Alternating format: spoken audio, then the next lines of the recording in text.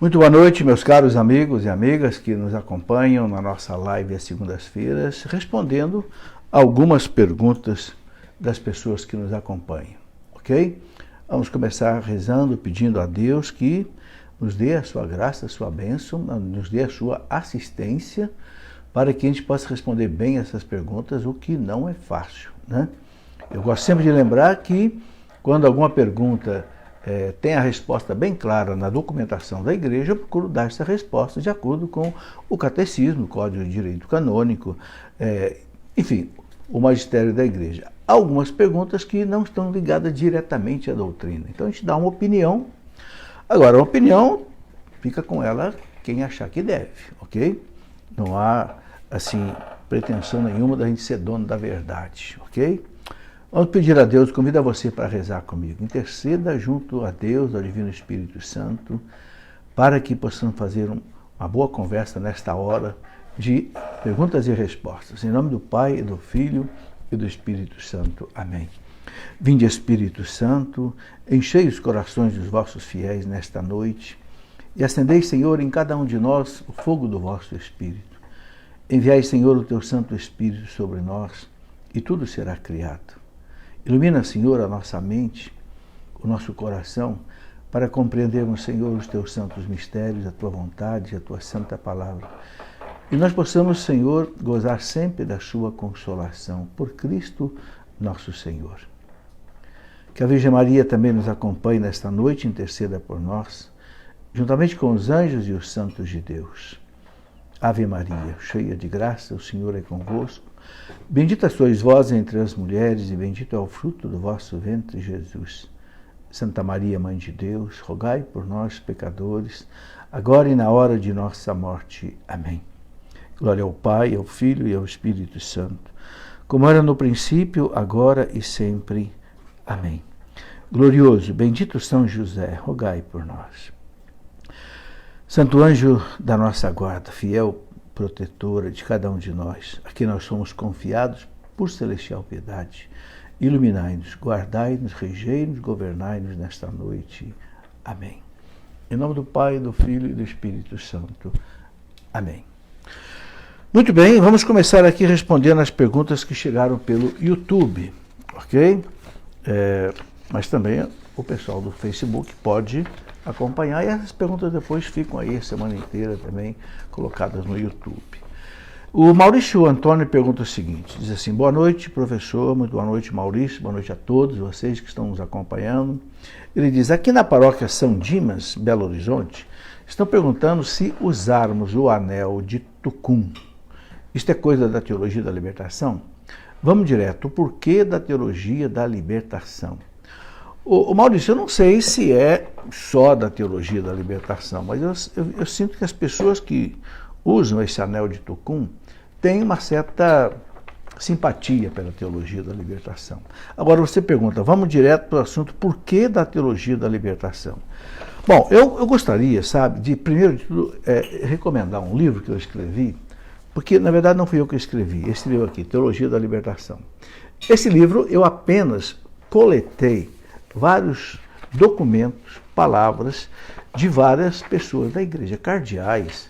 E o primeiro documento que eu coloquei aqui foi exatamente do Papa Bento XVI. Ele coloca, eu vos explico a teologia da libertação. Isso foi em 1986, mais ou menos, que ele escreveu.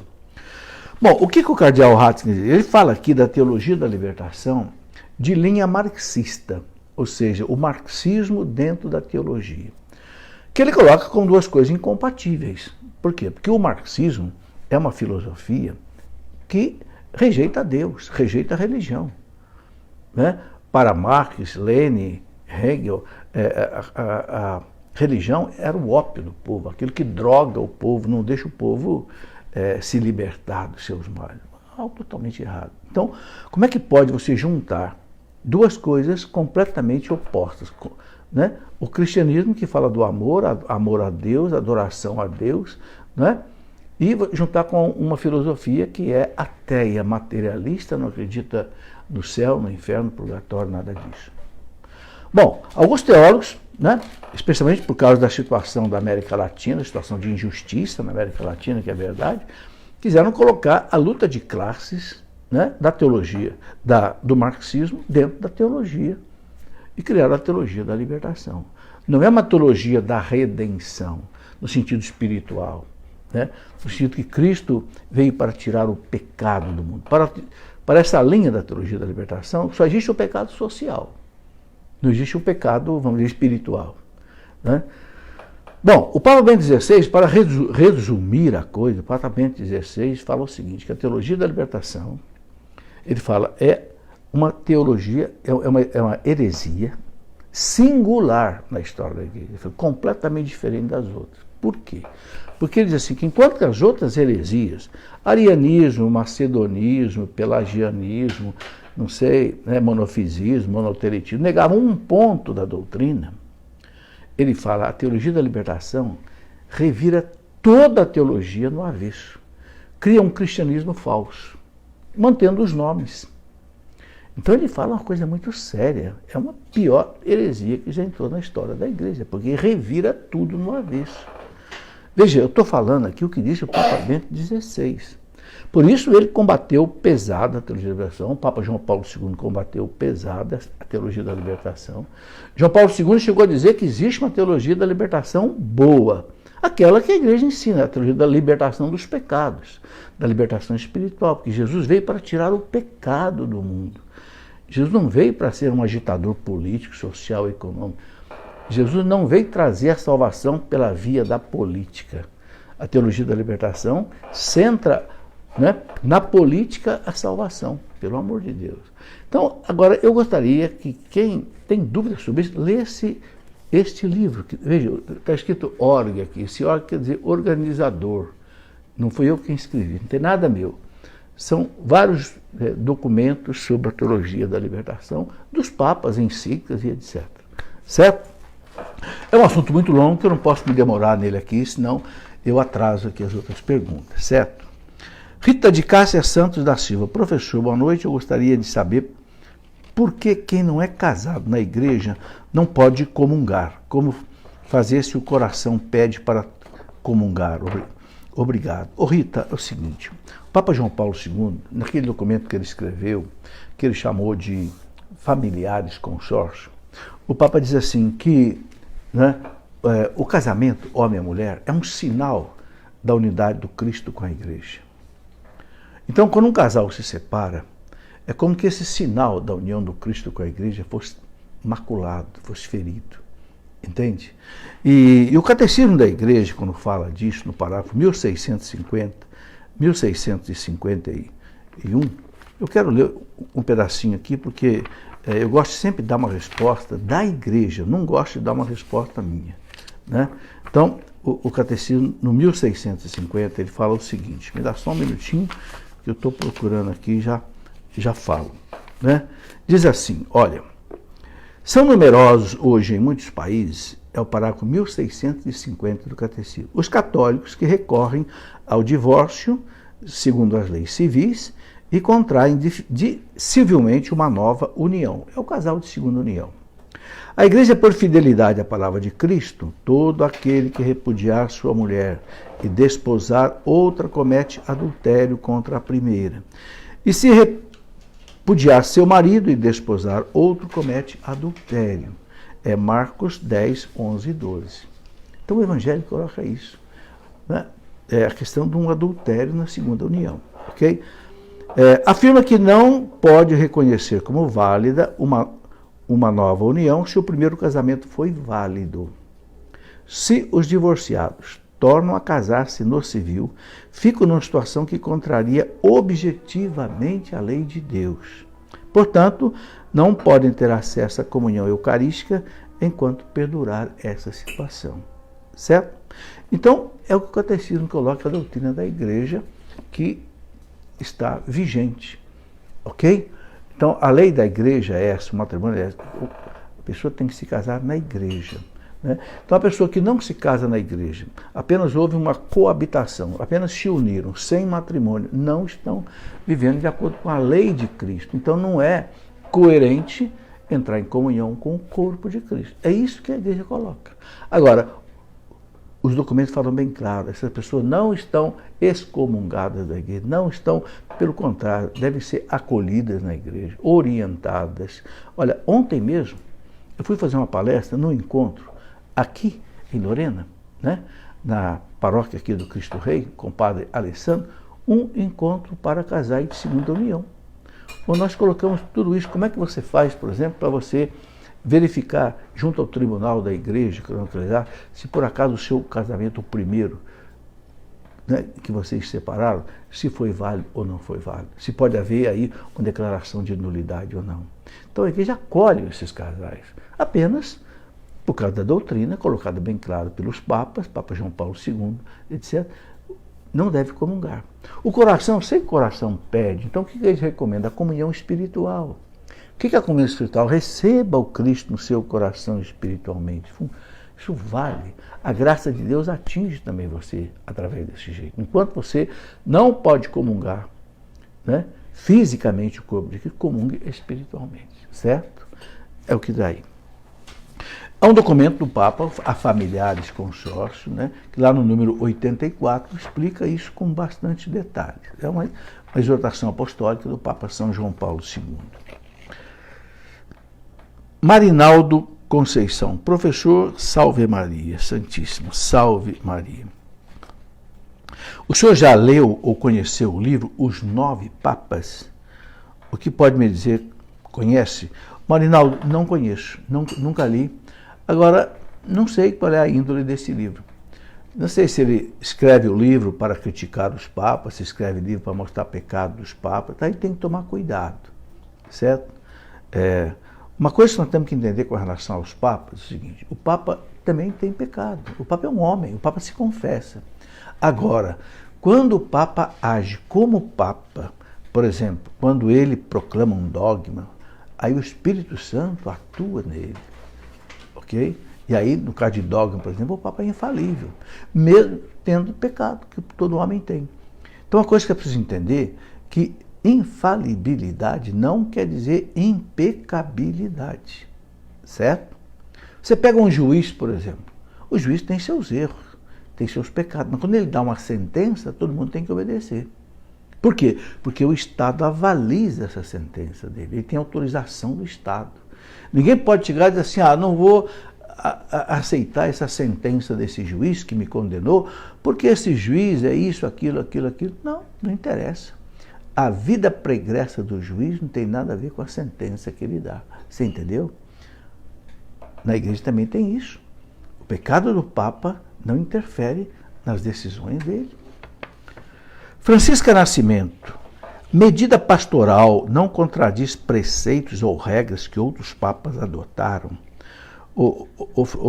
Francisca, veja bem, o que não se pode mudar na igreja são as verdades definitivas. Ok? Medidas pastorais podem mudar com o tempo. Podem mudar, porque não é dogma. Entende? Por exemplo, o celibato na igreja não é dogma, é uma medida pastoral. O celibato só foi obrigado na Igreja Católica a partir do ano 1123. Veja, depois de 1000 anos do cristianismo, que no Concílio Latrão I, a Igreja no Ocidente resolveu impor o celibato para todos os sacerdotes como medida pastoral. Mas está cheio de padre casado aqui na Igreja Católica. Os padres que vieram, por exemplo, do anglicanismo, casados, e foram reordenados na Igreja Católica, casados com filho, com mulher, com tudo. Por quê? Porque o celibato não é... Aqui no Brasil não tem muito, mas nos Estados Unidos está cheio. Né? Porque eles são todos ingleses, né? Então, vai para os Estados Unidos, a mesma língua, ficou mais fácil. O Papa Bento XVI chegou a criar um ordinariato para responder à quantidade de padres que vieram do anglicanismo, porque os anglicanos aceitaram um bispo declaradamente homossexual e aceitaram o sacerdote de mulheres. Muitos, então, deixaram e vieram para a Igreja Católica. Então é o seguinte, a medida pastoral, ela nunca vai contrariar um dogma da igreja. Não pode contrariar uma verdade, né, fixada pela igreja. Não. Esses dias, por exemplo, o Papa Francisco resolveu dizer o seguinte: a igreja não aceita pena de morte. Ponto final. Medida pastoral. Né? Não é teológico. Ok? Então, são certas coisas que não estão dogmatizadas na fé. Val Orfan, professor Felipe, sei que é um homem muito culto e piedoso. Respeito o senhor, mas minimizar as mudanças na igreja e na missa apenas a uma mudança do latim para o vernáculo é uma visão muito simplista, não acha? O próprio Papa Bento XVI escreveu recentemente um documento reconhecendo falhas no Vaticano II, sendo uma das causas de muitas mazelas atuais na igreja. O Orfan, eu sinceramente não li esse documento do Papa Bento XVI. Gostaria que você mandasse para mim esse documento. Porque eu não conheço esse documento do Papa Bento XVI, dizendo que, por causa das falhas no Concílio Vaticano II, houve causa de muitas mazelas atuais na igreja. Todas as vezes que eu li o pronunciamento do Papa Bento XVI sobre o catecismo, foi só para elogiar o concílio. Inclusive, quando o concílio completou 40 anos, o Papa disse: nós estamos em dívida com o Concílio Vaticano II. Nós ainda não aplicamos tudo que tem que ser aplicado no Concílio Vaticano. Eu tenho esses textos todos aqui. O Papa João Paulo II disse que foi a primavera da igreja. Gente, o Papa São João Paulo II. E foi mesmo. Eu sou do tempo de antes do concílio, eu sou do tempo da missa em latim, que eu ajudava o padre a rezar o Pai Nosso em latim, Pater Noster, que és in cieli, sanctifitetur nomen tuum. Sabe? Mas eu vi o florescimento que foi na igreja. O leigo não tinha papel nenhum na igreja. Até a gente brincava que o leigo na igreja só tinha 3 posições: sentado, de pé e de joelho. Eram as posições que o leigo tinha na igreja. O Concílio Vaticano II trouxe uma primavera. Os leigos podem pregar agora, o que não podia antes. Então surgiram os encontros de jovens, encontros de casais, cursilho de cristandade, renovação carismática católica. Meu Deus, foi uma explosão do Espírito Santo na igreja. Eu nunca vi nem Paulo VI, nem João Paulo II, nem João Paulo I, nem Bento XVI dizer que houve falha no Concílio Vaticano II que causou mazelas atuais na igreja. Eu gostaria de receber esse documento, porque realmente eu não conheço. Aí diz aqui ainda que o padre Paulo Ricardo fez também uma catequese mais ou menos nesse sentido. Bom, não vi essa catequese. Ambos parecem reconhecer que o Vaticano II, longe de trazer primavera, trouxe um rigoroso e difícil inverno. Eu não concordo com isso de jeito nenhum. Bom, eu quero dizer o seguinte, se o Papa João Paulo II chamou o concílio de primavera da igreja, não sou eu que vou dizer contra isso. Agora, o que aconteceu que eu gostaria de explicar?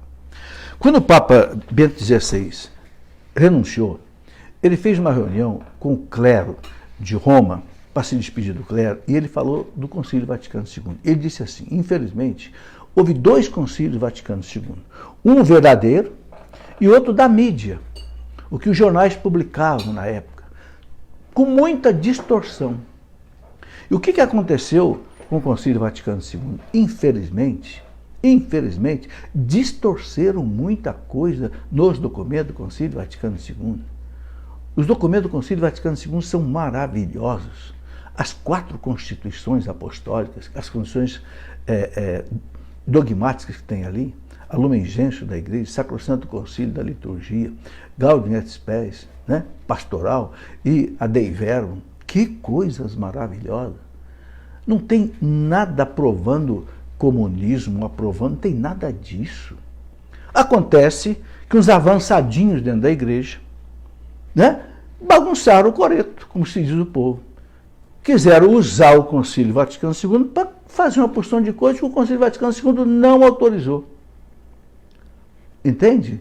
Então, não há que questionar isso. Agora, eu vou colocar uma coisa para nós todos, gente. Ou nós obedecemos à Igreja Católica Apostólica Romana, ou nós não somos católicos. Para mim é muito simples. Sabe, ficar criticando a Igreja Católica. Se a gente for questionar o Concílio Vaticano II, nós vamos ter que questionar todos os concílios anteriores. Porque o Concílio Vaticano II foi tão legítimo quanto os 20 concílios anteriores. E aí? Vamos derrubar toda a estrutura da igreja de 20 séculos? Não, eu tenho muito cuidado com isso. Sinceramente, jamais eu vou levantar a mão contra a igreja. Gustavo Gentil, Pedro Brito. Professor Felipe Aquino, o senhor é um verdadeiro servo de Deus, eu admiro muito. Sabe, gente, não pense que eu sou essas coisas, não, gente. Eu sou professor de física e matemática, fiz doutorado em física. O que eu sei de teologia, eu estudei sozinho praticamente. Fiz um curso de 3 anos, mas estudei praticamente sozinho. Então, não pense que eu tenho aqui resposta para tudo, não, pelo amor de Deus, entendeu? E nem sou esse homem santo que vocês pensam, não. Eu sei, eu conheço os meus pecados. Bom, continua aqui a pergunta do Gustavo, dizendo o seguinte: exceto retirar o Santíssimo Sacramento do centro do altar e levar para uma capela ao lado da igreja, o Gustavo, não tem problema. Para você ter ideia, no próprio Vaticano, na própria Basílica de São Pedro, o altar não é, o Santíssimo não fica num altar-mor, ele fica numa capela ao lado. Isso, desde lá há muito tempo já, entendeu? Não há problema. Por quê? Porque a igreja prefere que o Santíssimo fique numa capela separada, isolada, para haver ali mais silêncio, mais concentração, haver bancos ali para o povo sentar, ajoelhar, entendeu? Porque na nave grande da igreja, muitas vezes o povo começa a chegar, e às vezes até ensaiar música, não sei o quê. Então, num canto mais isolado, então não há problema, a igreja não proíbe que isso aí aconteça, não, tá? Pode ficar sossegado. Helder Cândido Lira, professor, procede a proposta do Sínodo da Amazônia abolir o celibato? Não seria uma artimanha dos teólogos da libertação com seus argumentos para atender os pobres da Amazônia? O Helder, eu já falei aqui que o celibato não é um dogma de fé. Está cheio de padres casados na Igreja Católica que vieram do anglicanismo. Se fosse dogma de fé, Bento XVI não traria esses padres para cá, ok? Então, se por acaso a igreja quiser ordenar homens casados lá na Amazônia, não está ferindo nenhum dogma da igreja, é uma medida pastoral, ok? Agora, evidentemente, é preciso tomar cuidado com quem vai ser ordenado, aí é outra história. A pessoa tem um bom preparo teológico, a pessoa tem uma vida pregressa, íntegra, né? A esposa dele aceita essa situação, né? Porque ele vai confessar outras pessoas, não vai poder contar nada para ela por causa do sigilo da confissão. Aí são outros problemas, entende? Então, em princípio, não vejo nenhum problema se isso acontecer. Agora, eu só receio de que possa haver ordenação de homens casados que não estejam preparados devidamente para ser sacerdócio. Mas com relação ao celibato, eu penso que não há problema. Ok?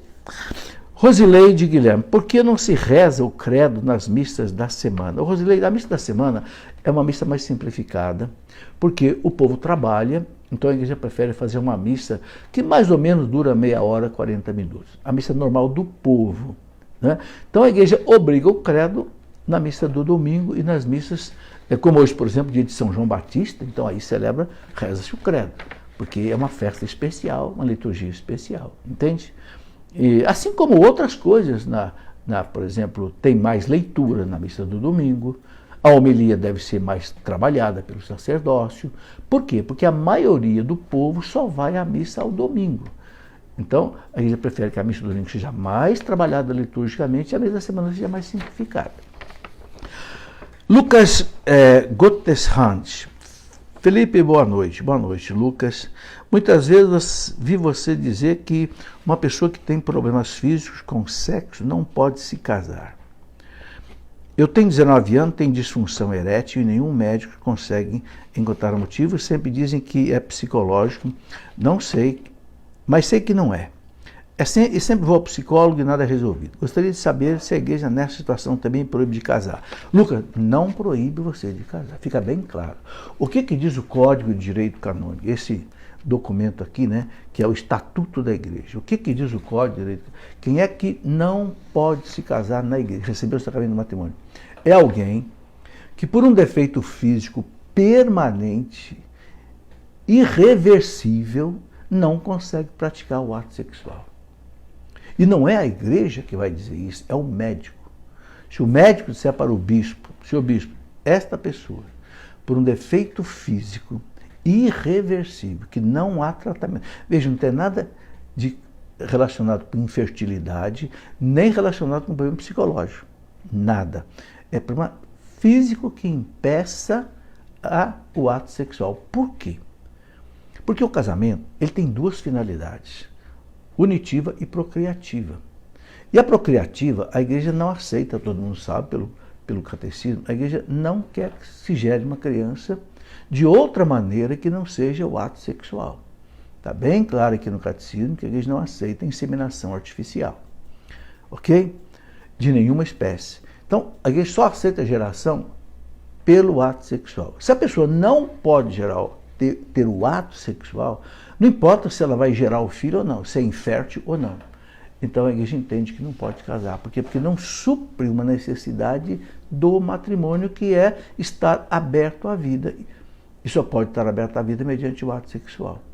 Então, veja bem, não tem nada a ver com infertilidade, não tem nada a ver com problema psicológico. Se a pessoa consegue ter o ato sexual, gerando ou não gerando, pode se casar.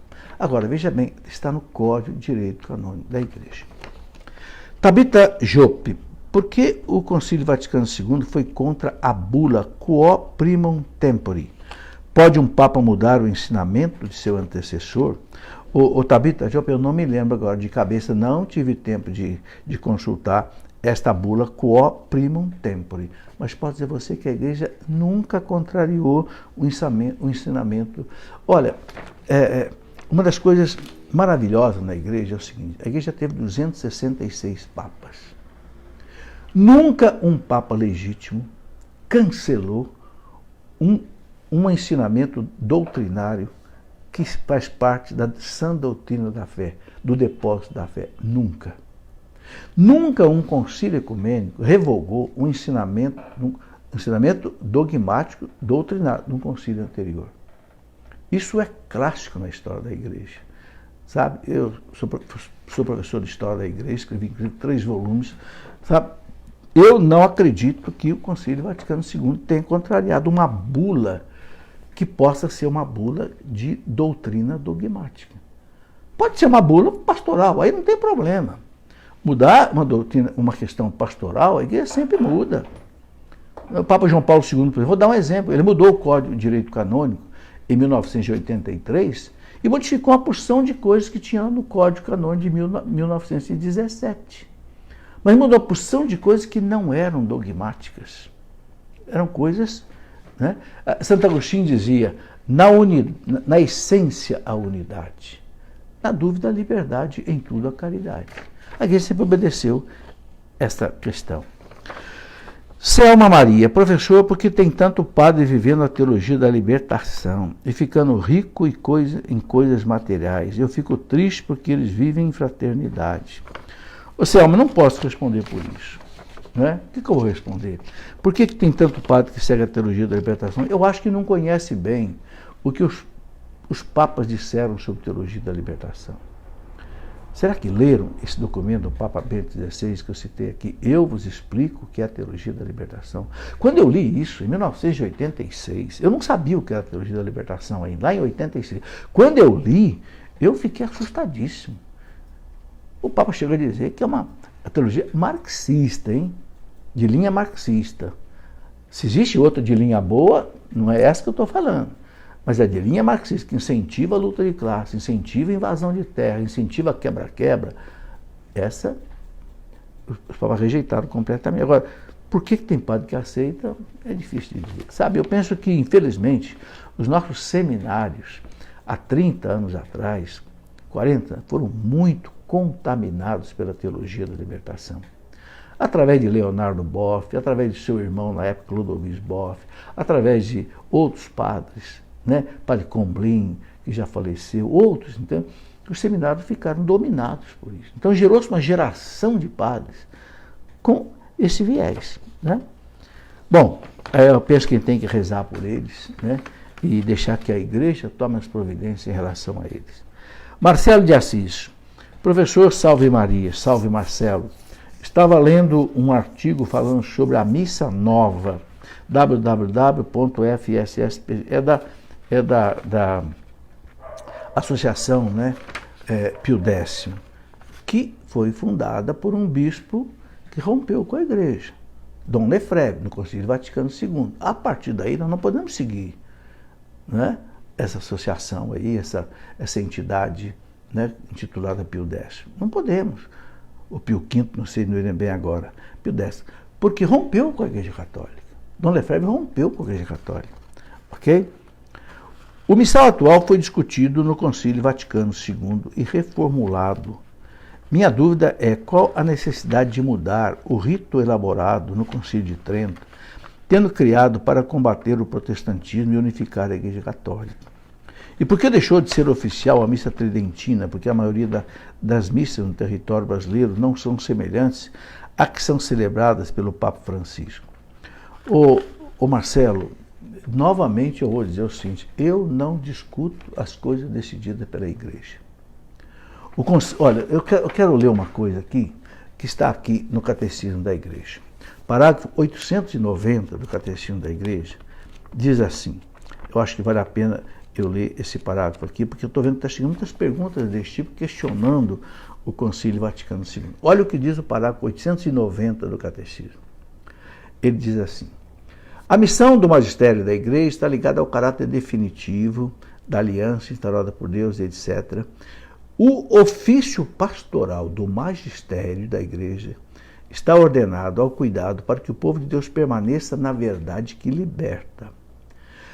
Agora, presta atenção agora. Para executar este serviço, Cristo dotou os pastores da Igreja do carisma de infalibilidade em matéria de fé e de costumes. Olha o que o catecismo está dizendo. Vou repetir. Né? Para executar este serviço, ou seja, manter o povo na verdade que liberta, ok? Cristo dotou os pastores do carisma da infalibilidade em matéria de fé e costume.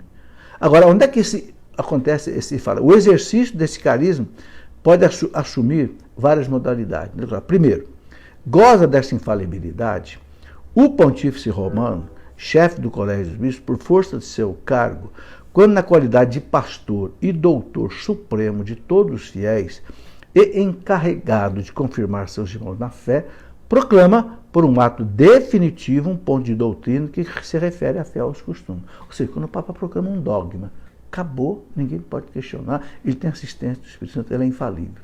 Segundo, a infalibilidade prometida à Igreja reside também no corpo episcopal, quando este exerce seu magistério supremo em união com o sucessor de Pedro, sobretudo em um concílio ecumênico. Sobretudo em um concílio ecumênico. Então o catecismo está dizendo que a infalibilidade que Cristo concedeu à Igreja se manifesta no Papa quando ele proclama um dogma, ou então no Papa junto com o concílio. Ok? O Concílio Vaticano II foi o Papa junto com o concílio. Então nós vamos questionar o Concílio Vaticano II. Sabe? Então, se o concílio mudou o missal, amém. Amém, aleluia, vamos seguir esse missal novo.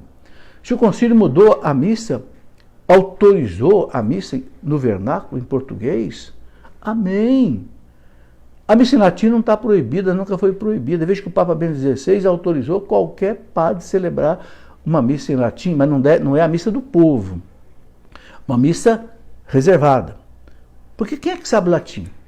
Quem é que sabe latim? Fala para mim. Quem é que sabe rezar o Pai Nosso em latim? Quem é que sabe rezar o credo em latim? Só quem estudou muito latim.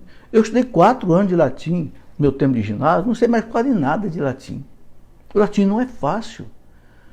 Então, se a Igreja, meus irmãos, né, Jesus falou para os apóstolos, quem vos ouve, a mim ouve. Quem vos rejeita, a mim rejeita. Quem me rejeita, rejeita aquele que me enviou. Olha, eu acho temerário, eu estou preocupado de ver quantas pessoas estão levantando dúvida contra a Igreja, contra o Papa, contra o Concílio. Sinceramente, eu não vou aderir a nada disso. Eu pergunto a você, você já escutou algum bispo no Brasil, em público, atacar o Concílio Vaticano II? Já algum bispo no Brasil, em público, atacar o Papa Francisco? Eu não quero dizer que o Papa Francisco não tenha erro. Eu não vou julgar o Papa Francisco. E nem vou ficar falando dele por aí. Quem sou eu? Eu me lembro que Santa Catarina de Sena, lá por volta de 1400 e pouco, quando os papas estavam 70 anos lá em Avignon, na França, subjugados aos reis franceses, todos os cardeais eram franceses, o Estado Pontifício em Roma estava uma anarquia. Santa Catarina de Sena saiu de Siena, na Itália, foi lá em Avignon, na França, conseguiu falar com o Papa e ela disse para o Papa: santidade, Papa Gregório XI, santidade, volte para Roma, porque eu estou sentindo o odor fétido do inferno aqui na sua corte. Mas beijou a mão do Papa e chamou o Papa de doce Cristo na terra. Meu doce Cristo na terra, por favor, volte para Roma. Tratou o Papa com carinho, entendeu? E o Papa voltou. Então, gente, nós temos que ter cuidado com as coisas que a gente fala do Papa, do concílio, da igreja. É temerário essas coisas que eu... Sabe, eu sei que tem muita gente que não concorda comigo, não tem problema, não faço questão que concorde comigo, não, mas eu sou obrigado aqui, nessa atividade pessoal minha, nesse live, eu sou obrigado a colocar o que eu sinto em relação à igreja. Bom, vamos responder agora algumas perguntas do Facebook. Nós vamos até às 8h30, tá? Silvano Rodrigues: olá, professor, eu queria saber o que são as duas testemunhas que falam no livro Apocalipse, capítulo 11, e também o que são as 70 semanas que falam no livro de Daniel. Eu tenho um livrinho sobre o Apocalipse, para entender o Apocalipse, que eu publiquei, onde eu explico essas coisas, né? Essas duas testemunhas não são muito claras, né? Alguns acham que pode ser o profeta Elias, né? O profeta Jeremias, não sei, não há uma definição assim muito clara, pelo menos no manual, o livrinho é esse daqui, né? Para entender o Apocalipse. Não há pelo menos os manuais que eu tenho sobre a Bíblia, o manual de Navarra e o manual da Loyola, não tem assim uma definição explícita de quem são essas duas testemunhas. Essas 70 semanas que fala o livro de Daniel, 70 semanas, ele mais ou menos coloca aí 70 vezes 7, é um tempo que não pode ser analisado ao pé da letra numericamente, né? É um tempo que pode significar os 70 anos que o povo ficou no exílio da Babilônia, ok? E pode ser também o 70 vezes 7, 7 vezes 7, 49, que dá 490, mais ou menos 500, que pode significar também, né, um outro período da história da igreja, mas que também não há uma definição assim exata do que seja. Ok? Não é muito, essas citações de Daniel, que são escritas no estilo apocalíptico, também não são muito fáceis de serem entendidas, certo? Glória Dias, professor, na oração São Miguel Arcanjo, a frase ordene-lhe Deus, instantemente o pedimos. Deus fala para São Miguel ou fala para o demônio? Ordene-lhe Deus, instantemente o pedimos. Aí nós podemos entender que São Miguel, com a força de Deus, vai ordenar ao demônio, pelo poder de Deus, precipitai Satanás no inferno. Ok? É o entendimento que eu tenho quando eu rezo isso também. Ordene-lhe Deus, instantemente o pedimos, e vós, príncipe da milícia celeste, pelo poder de Deus, precipitai no inferno Satanás com todos os espíritos malignos que andam pelo mundo para perder as almas. Joseph, boa noite, professor. No final do ano passado, o Papa modificou o catecismo para tornar a pena de morte uma coisa não aceitável pela Igreja Católica, mas eu continuo a favor, porque não encontrei argumentos que me convenceram, inclusive o Papa. Estou indo contra a Igreja, devo obrigatoriamente mudar a minha posição? José, eu vou colocar aqui o seguinte: por que o Papa mudou isso? A questão se a gente está indo contra a Igreja ou não, eu costumo colocar o seguinte: quando o Papa define uma questão de moral, essa é uma questão de moral, a gente deve obedecer. Ok? Agora, por que o Papa aboliu completamente? Porque o catecismo da Igreja deixou uma frestazinha aberta para a pena de morte. Em que sentido? O catecismo fala da legítima defesa. Isso não foi revogado pelo Papa Francisco.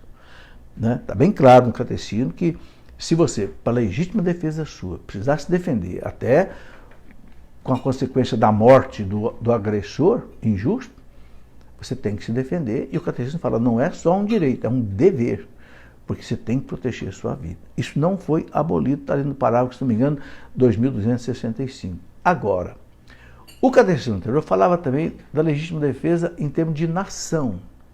Se houvesse, por exemplo, um criminoso que ninguém conseguisse detê-lo e que ele fosse fazer muito mal para a sociedade, então o catecismo dizia, seria lícito aplicar a pena de morte.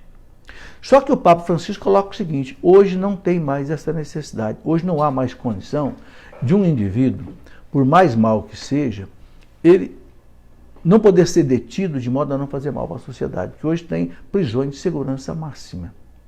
Então, como o Papa diz, hoje não há mais a condição que o catecismo anterior colocou de um criminoso, perigoso, que ninguém possa detê-lo. Não, hoje há a possibilidade de detê-lo. Então, Papa, então não há mais necessidade da pena de morte. Esse foi o raciocínio do Papa, entende? Agora, se a gente está contra uma posição da Igreja, eu vejo assim, a partir do momento que o Papa define uma coisa, que seja de doutrina ou de moral, eu sigo o Papa. Helenita Lopes da Silva, professor, quanto mais orante eu tento ser, maior está sendo a dificuldade na concentração, pois em tantos pensamentos horríveis, vida sentimental, financeira e outros, como lidar com esse conflito? Helenita, tem bons livros que ensinam a gente a rezar, sabe? Então valeria a pena você procurar algum livro desse que ensine a rezar.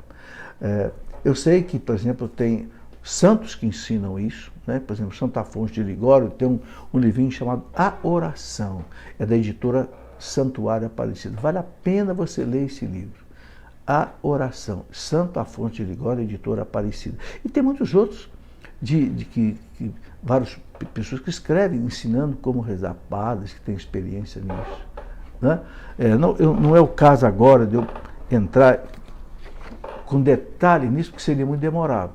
Tá? Mas eu só vou dizer uma coisa a você, continue, persista, a oração muitas vezes é difícil mesmo, né? O catecismo chama de o combate da oração. Né? Antes de você começar a rezar, São Francisco de Sales recomenda o seguinte, se coloque na presença de Deus, invoque o Espírito Santo. Eu nunca faço uma palestra, nunca faço um programa sem antes rezar, invocar o Espírito Santo, pedir a sua proteção, a sua iluminação, para que a gente possa, né? Eu gosto muito, por exemplo, na liturgia das horas, né? Sempre começa com uma oração assim, abri, Senhor, os meus lábios para bendizer o vosso santo nome, purificai meu coração de todos os pensamentos vãos, desordenados e estranhos, iluminai, Senhor, meu entendimento e a minha vontade para que eu possa rezar digna atentamente esses mistérios, né? E possa, né, me encontrar na presença da vossa santidade. Então, reze antes, invoque o Espírito Santo antes de você entrar realmente em oração. Agora, não desista, continue. Rogério Lima, a Igreja ensina que Deus criou as coisas do nada, mas segundo a Bíblia já existia água. O Espírito de Deus pairava sobre as águas. Não haveria contradição aí? Não, Rogério, quem fez a água foi Deus. Porque antes, veja bem, a Igreja ela une a fé com a ciência. Tudo começou no Big Bang, há 13,7 bilhões de anos atrás. Tanto é que quem descobriu isso foi um padre da Igreja, doutor em astrofísica, amigo do doutor Albert Einstein, né? Lá por volta do ano 1800 e pouco. Tudo começou naquele primeiro pulso, né? de um ovo cósmico, que os físicos chamam, e começou a se abrir. Não existia nada, nem água, nem nada. E quem fez isso foi Deus. Então foi Deus quem fez a água, sobretudo que o Espírito Santo pairava sobre ela. Essa linguagem é uma linguagem figurada, não pode ser interpretada assim ao pé da letra. José Roberto Correia, boa noite, professor Aquino. A Igreja tem alguma opinião acerca da constelação familiar? Esta técnica utilizada por alguns psicoterapeutas consiste em fazer com que a pessoa se reconcilie com os traumas deixados pelos seus antepassados, onde durante a sessão cada integrante assume conscientemente um papel de um familiar, etc. Comprovadamente, as constelações familiares têm ajudado pessoas a curarem depressão, inclusive sendo uma técnica utilizada em algumas comarcas do Brasil para conseguir, né, conseguir reconciliação em ações familiares, divórcios, etc., que a Igreja diz a respeito. Olha, eu nunca li, José Roberto, um parecer da Igreja sobre constelação familiar. Nunca li. Então, por quê? Porque a igreja, ela não fala das coisas que não é de doutrina e de moral. Aqui é uma questão, como você está vendo, psicoterapêutica. Então, eu acho que quem tem que ser consultado são os psicólogos, os psicoterapeutas. Consultar o Conselho Federal de Psicologia, o que o Conselho Federal de Psicologia acha disso? Eu acho que isso é que tem que ser feito. Agora, eu vou dizer só um detalhe. Eu li um livro escrito pelo Bert Hellinger, que é o fundador da constelação, e eu não gostei, sinceramente não gostei, porque ele deixa aberto ali a possibilidade de reencarnação e tal. Então, por causa disso, eu não gostei. Mas eu penso que a técnica, o efeito que possa dar ou não possa dar, eu penso que tem que ser consultado, né, os psicólogos do Conselho Federal de Psicologia. A igreja não emite parecer sobre as coisas que não é da área dela. Sônia Freitas gostaria de saber se a opinião de alguém tem poder sobre a nossa vida. Por exemplo, se o Papa achar que alguém deve ir para o inferno, essa pessoa vai, não, de jeito nenhum.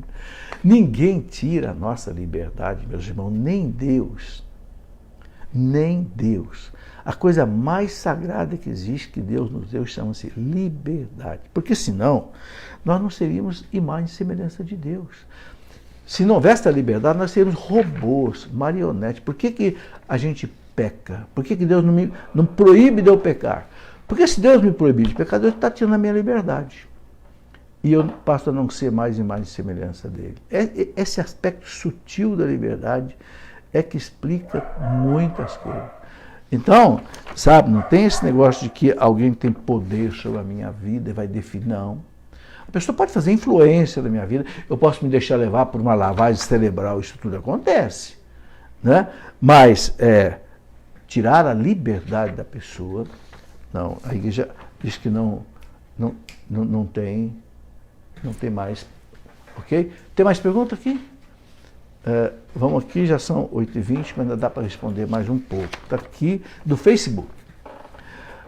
Rosalia Cioli, boa noite. Aproveitando o dia de São João Batista, que é hoje, né? Gostaria de saber por que João Batista manda perguntar se Jesus realmente era o Cristo. Ele já não tinha visto Jesus e o batizado. Rosali, o que os intérpretes colocam sobre isso é o seguinte: João Batista, ele viveu no deserto, né? Tanto é que a leitura de hoje fala, vivendo de gafanhoto e mel silvestre. E Cristo estava nas cidades, Cristo estava evangelizando em Jerusalém, Nazaré, etc. E tal, né? E veja, todo mundo esperava o Messias. Os profetas falavam do Messias há mais de 700 anos. Então, não era fácil identificar, tanto é que os sacerdotes, doutores da lei, erraram completamente, rejeitando Jesus, que era o Messias de fato. Então, João podia também ter suas dúvidas. Primeiro porque estava longe de Jesus. Então, ele manda os seus discípulos lá, é o Senhor o Messias ou temos que esperar outro? Aí o que Jesus fala? Jesus cita o que ele está fazendo. Olha, os cegos passam a ver, os aleijados, aquilo que o profeta Isaías tinha dito. Então João entendeu, é ele. Entende? Eu penso que é uma dúvida que João tinha, principalmente por ele viver uma vida assim, mais isolado. Agora, a hora que ele entendeu que era o Messias, aí pronto, aí abraçou com tudo, né? Sem dúvida. Professor, na sua opinião, o Carlos, na sua opinião, que define abuso litúrgico, qual é o limite? O Carlos, tem um documento aprovado pelo Papa João Paulo II, chamado Redemptione Sacramento. Eu até coloquei esse documento inteiro num livro que eu escrevi sobre liturgia, para entender e celebrar a liturgia.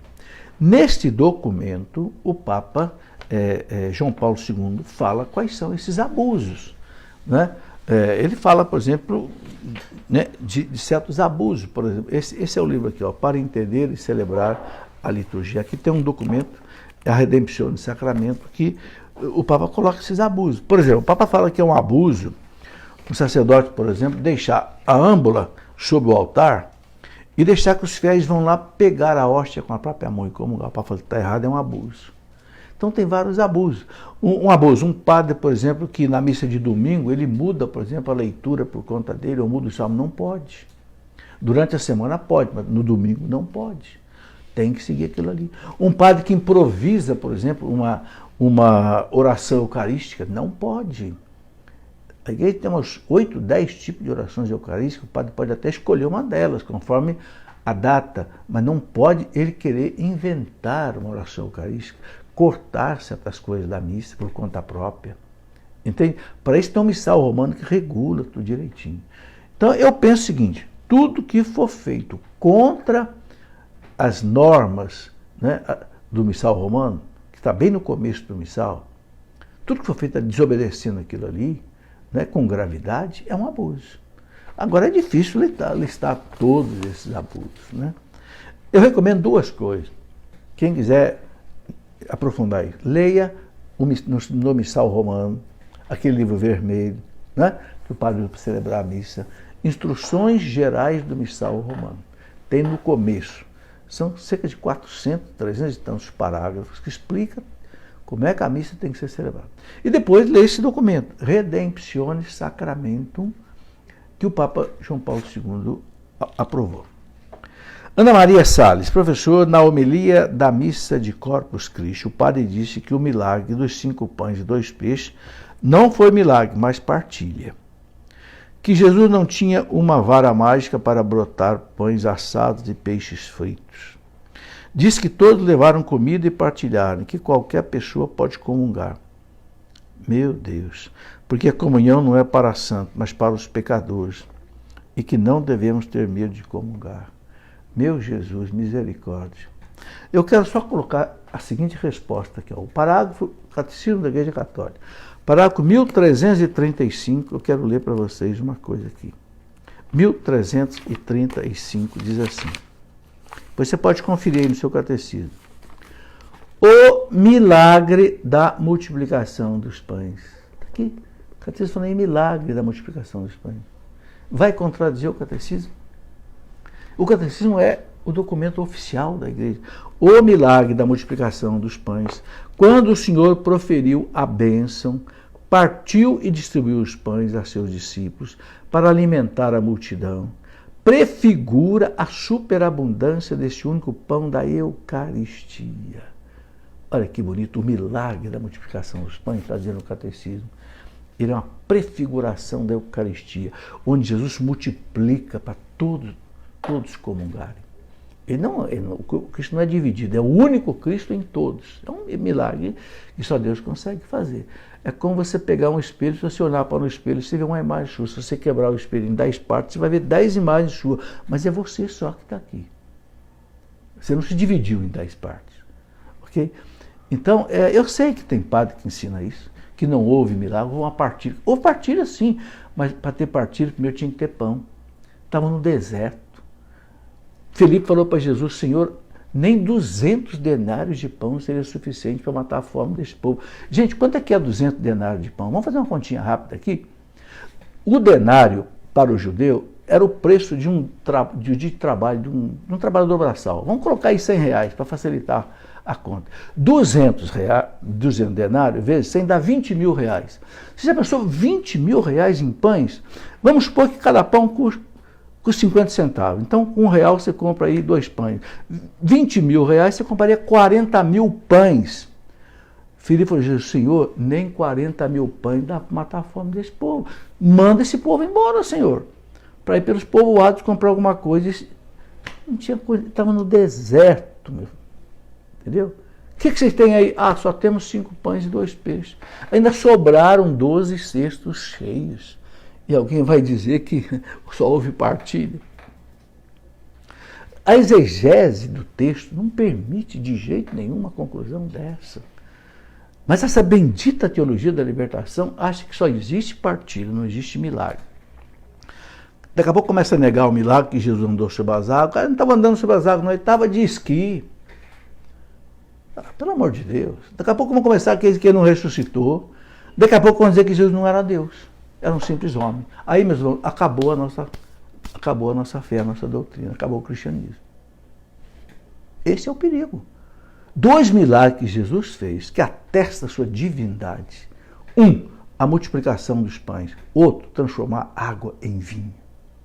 Só Deus tem esse poder infinito de mudar a substância da natureza. Ou tirar do nada. uma característica de Deus. Cristo, ele ia falar do milagre da Eucaristia. Então ele fez 2 milagres antes. Multiplicou os pães e andou sobre as águas, para mostrar o quê? Eu tenho poder sobre o pão, eu tenho poder sobre o meu corpo, então eu posso transformar meu corpo no pão e dar a nós como alimento. É isso. Débora de Deus, que bonito, Débora de Deus. E se a pessoa for casada na igreja evangélica, mas está separada, pode casar na igreja católica? Ô Débora, a igreja evangélica não tem sacramento como nós temos do matrimônio. Então, se a pessoa era evangélica, mas se tornou católica, ela pode se casar na igreja católica. Mas aí eu vou recomendar a você o seguinte, ela precisa conversar com o pároco, porque tem outras coisas que o pároco vai analisar. Houve filhos nesse primeiro casamento, como é que vão ficar esses filhos, entendeu? Porque a igreja também ela não faz qualquer coisa de qualquer jeito. Mas, vamos dizer assim, em princípio não há impedimento, mas tem que ver o lado pastoral. É sempre que eu digo, sempre há o lado doutrinário e sempre há o lado pastoral. Meus amigos, 8h30, já estamos aí há 1 hora conversando. Responde? Tem aqui mais ainda, tem aqui mais 3 perguntas só, vamos concluir com essas 3.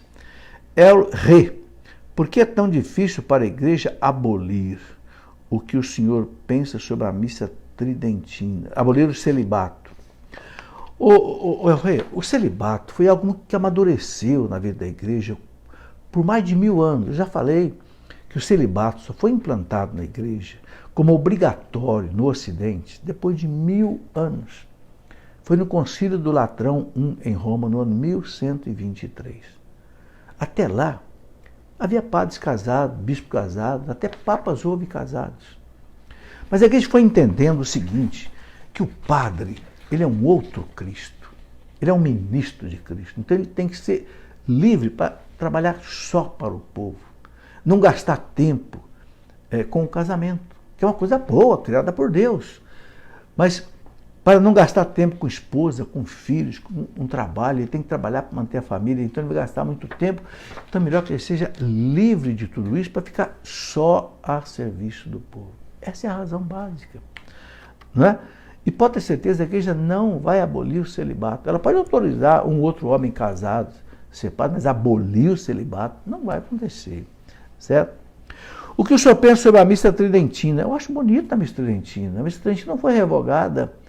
A missa celebrada em latim, bonita, eu gosto de assistir, participar da missa tridentina. Está autorizada. Agora, o povo não entende latim.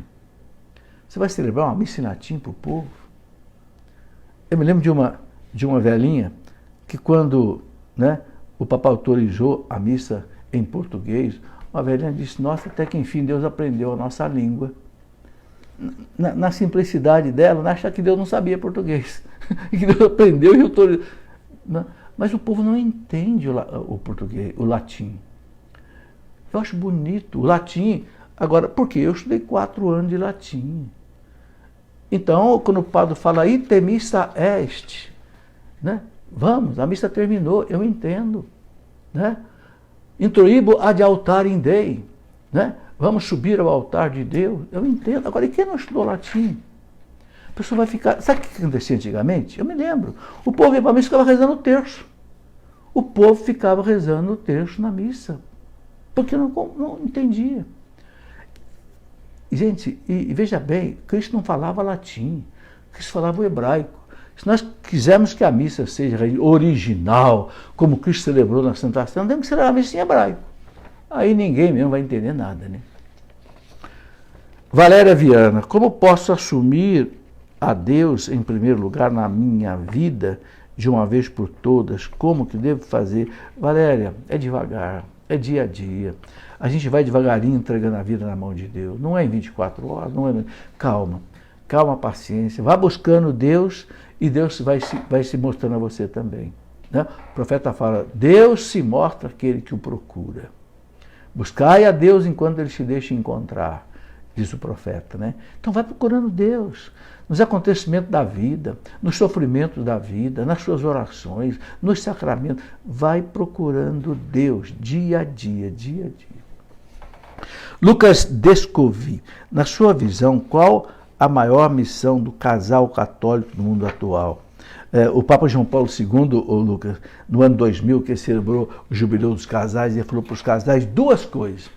Primeira coisa que o Papa falou: casais cristãos sejam para o mundo um sinal do amor de Deus.